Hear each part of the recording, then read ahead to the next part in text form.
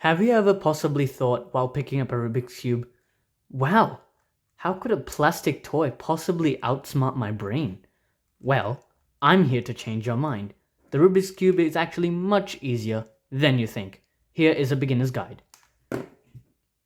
The first step into solving the 3x3 Rubik's Cube is to make a white face on the top. That is to get all the white pieces onto the top, making a solved face. So let's do that right now. The way to do this is to find white pieces like this, these ones, this one, or this one. Try to get them all on the top. Can be done very simply like this. And you can, whenever you have this kind of case where you want to bring the corner up like this, but it puts another corner away, what you can do is move this corner away, put this now up freely. It won't disturb everything else. You can bring this back now. Let's just do these ones. If I want to bring this corner up here, but this edge is in the way, you can put this edge away, bring this corner from the edge back. Alright, we have this edge here. We can move this away, bring this M slice down, put the edge back, and solve it like this. Now we have this corner left, and we just need to get it to float on top of this piece. So what we can do is, we can't do this straight away because it damages everything else. So what we're going to do is something like this, move it around here, bring this back, and now we can do the same principle as before. We want to move this up here, but it destroys this. So what we can do is move this entire thing out of the way, move this up, and move everything back. Here is our first face. That's step 1 done. The next step is to not only make the white face, but to make a layer around it like this. To do this, we must find matching corner headlights. What I mean by that is, once you look around the white face, look at the top layer corners. Look at every face. Look if the top, point to each and every corner pair. Check if the colors are matching. For example, these colors, red and orange, they don't match. Blue, green, orange, red, green, blue, none of them match. So we're gonna make it so that all of the corners are in the correct spots using an algorithm. This algorithm is not that long, and here's how it goes. Move the right side downwards, turn the bottom layer to the left, and bring this right side back up. Now you do the same sort of ideology, but with the left side. Left side down, bottom to the right layer, and move this back. Right side down, bottom to the left, and right side up. Now, look at this. We have one corner headlight pattern matching. None of them are matching, but just one. Now, when we have one, we want to make sure that this is facing away from us. Currently, it's facing directly in front of us, so we want to move it away from us. And let's do the same algorithm again, so that all of the other corners are in the right spot as well. Right side down, bottom layer to the left, right side up. Move this left side down, bottom to the right, left side up, right side down, and bring this white piece back, right side up. Now, if you look around, hey look, we have corner headlights here, matching, matching, and matching. This is all the corners in their right spots. But if you haven't noticed, the layers are not only made of corners, there's something in between the corners. These are called edge pieces. So what we want to do is put these edge pieces in their right spots. Currently this one is not in the right spot. This one looks solved, but this one isn't. So this white orange shouldn't really be here. This is the red side. The orange shouldn't be here. The orange really belongs back here. So this actually goes to the opposite side. When you want to swap this edge with the opposite side, do this algorithm. We turn this middle slice layer twice, then move the bottom layer twice, 180 degrees, and do the same thing at the start. Move this M slice. M means middle, by the way. And you do it twice. And now we have these two just really swapped. And that makes our first layer. However, when making the first layer, if you happen to get a case like this, where you have 2 solved and these 2 need to go in each other's locations, then you should do this algorithm. When you want to swap both of these edges in each other's locations, see how this orange really belongs here and this blue goes back here? You just need to do this algorithm.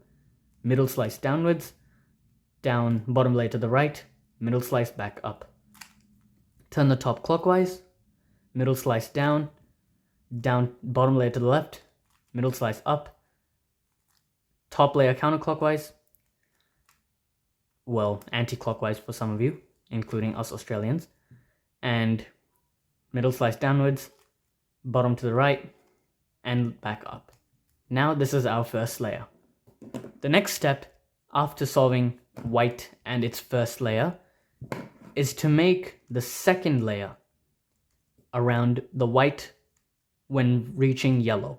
Yellow has to be on the top, which means we turn the cube upside down and we solve these edges. Here's how. After finishing this white layer, after solving these T kind of shapes, you flip the cube upside down and you try to solve these middle layer edges, also known as second layer. So the way you do this is you look at the top, specifically these 4 pieces, these 4 edge pieces on the top. You ask yourself this question. You point to a piece first. Does this piece have a yellow on it? If the answer is no, then you keep going. This doesn't have yellow. Great. Does this have yellow? Yes, it does. And when it does have yellow, it's going to be a useless piece, so we don't need this. This has yellow, blue. This has yellow. We don't need it. This one does not have yellow. It is great. So we can choose between either one of these. I'll just choose this one.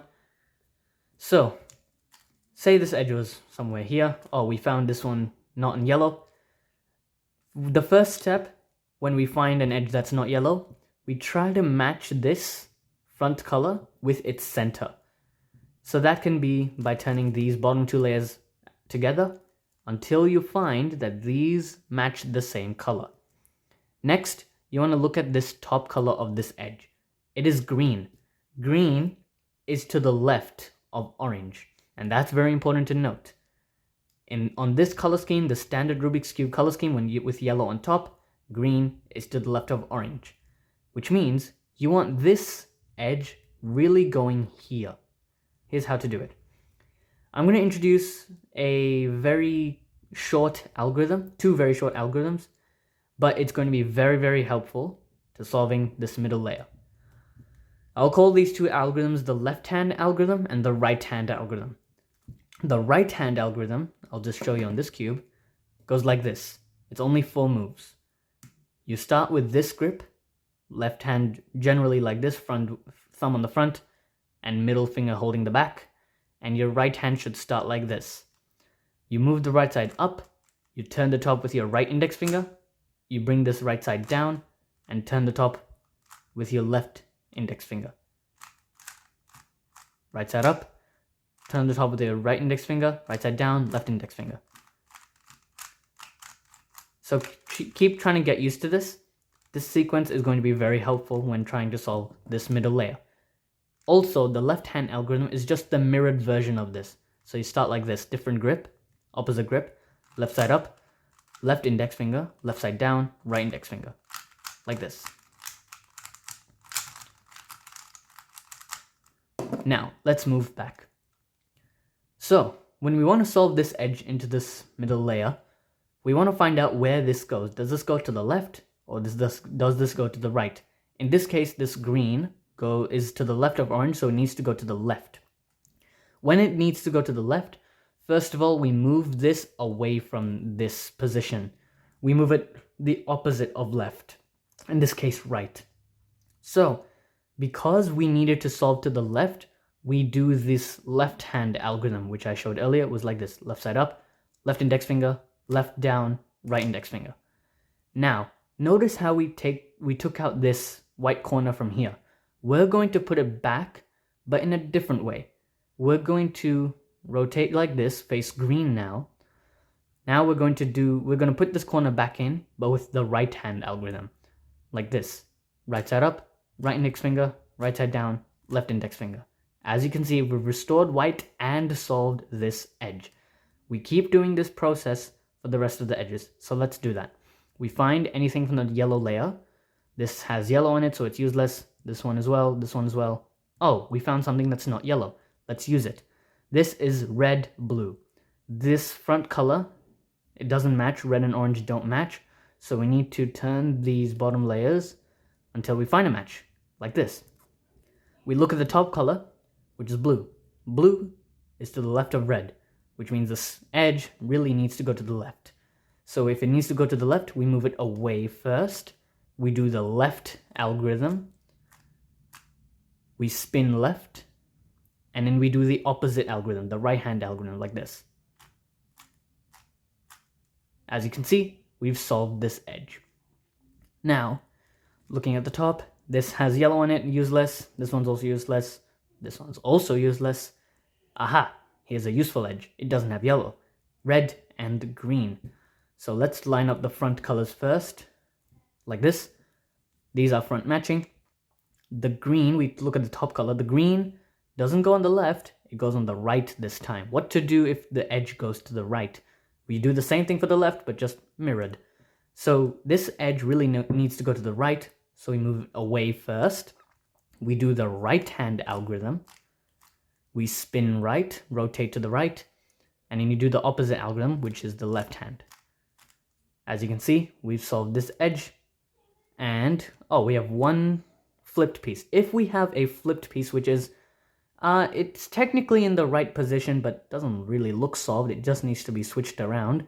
What you can do instead is take any random edge and place it in here so that this piece can get out into the top layer.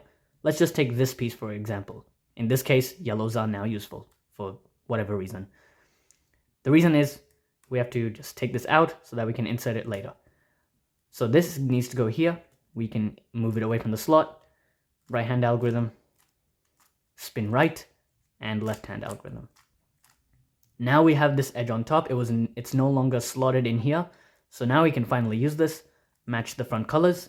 Look at the top. Blue is to the right of orange. So this edge really needs to go to the right. So we move it away from the slot. We do the right-hand algorithm, spin right, and left-hand algorithm. As you can see, doing that solves the first two layers. The next step into solving the Rubik's Cube is to making a yellow cross on the top. And I'll show you how that works. Basically saying, orienting the yellow edges into the correct side. So let's do that now. After we finish the middle layer, we look at the yellow side. First of all, we look at the edges, like these middle pieces. Look at the edges that have already yellow on top. Currently, two of them are facing yellow on top. These two are yellow on the side. We ignore the corners for now. So we look at the edge pattern along with the center. See how this sort of forms an L shape? If it forms the L shape, there are a few different cases, but if it forms the L, then do this. You move the L in such a way so that it's not like a regular English L. It's an L that goes to the bottom and right. The L that has sort of like a knight move L. This bottom edge and this right edge, like this, connecting. When you have this L, then do this algorithm. You take the front face and this middle layer together and you turn it clockwise.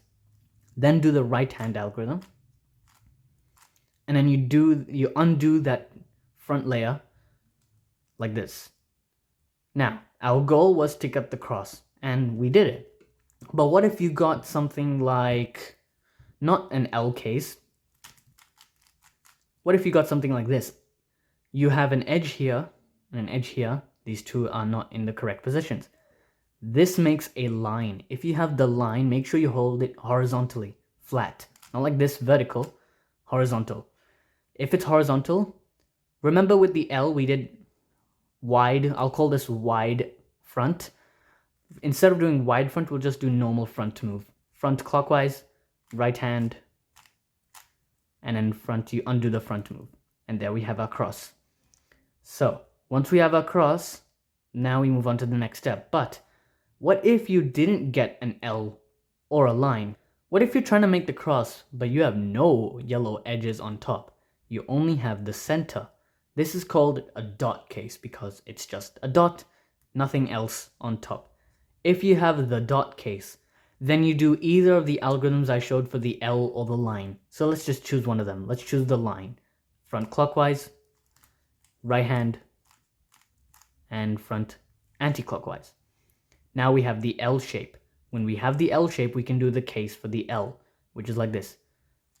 Wide front, which is the front and this middle layer at the same time. Right hand, and then undo that front move. Now we have the cross.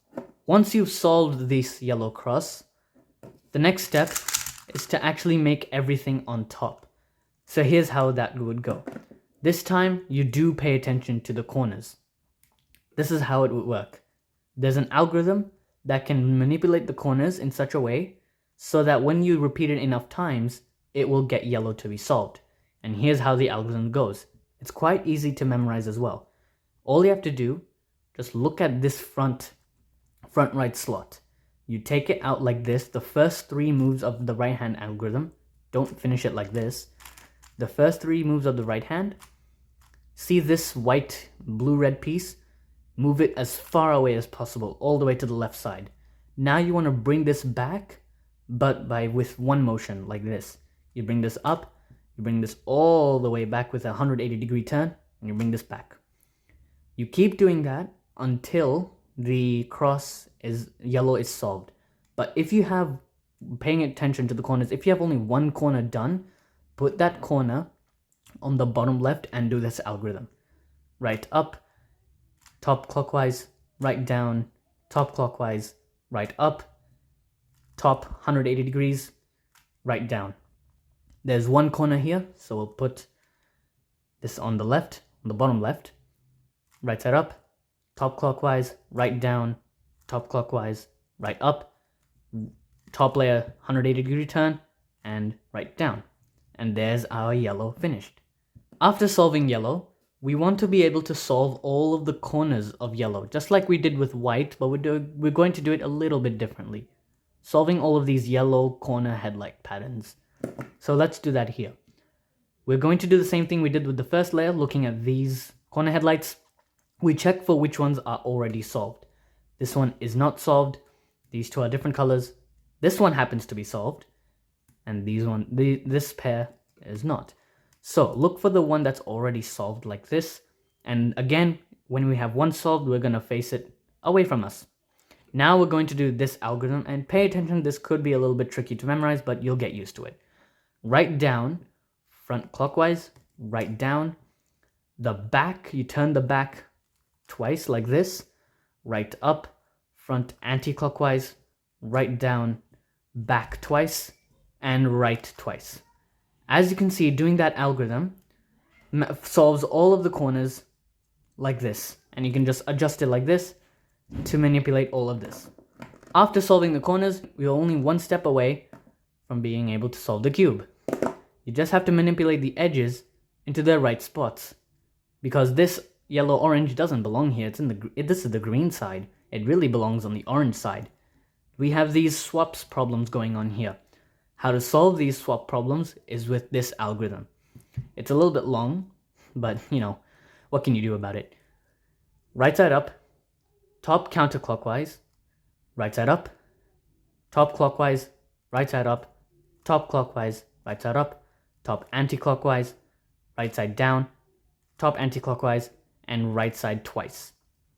Now, you only do that algorithm I forgot to mention, is when you have a solved face like this, with the corner and the edge, you face it away first, and then you do this algorithm. In the previous case that we got before, there were no solved cases, which is why I didn't say it. But now, when we have a solved case, we put this away from us, and we do the same algorithm. This may take 1 or 2 tries from here. We do this again. Right side up, top anti-clockwise, right side up, top clockwise, right side up, top clockwise, right side up, top anti-clockwise, right side down, top anti-clockwise, and right twice. And do that repeatedly until your cube is finally solved. Now you can finally think, that you're not a person that's finally outsmarted by a plastic Rubik's Cube. You can finally sigh in relief that you've conquered this thing. Thanks for watching.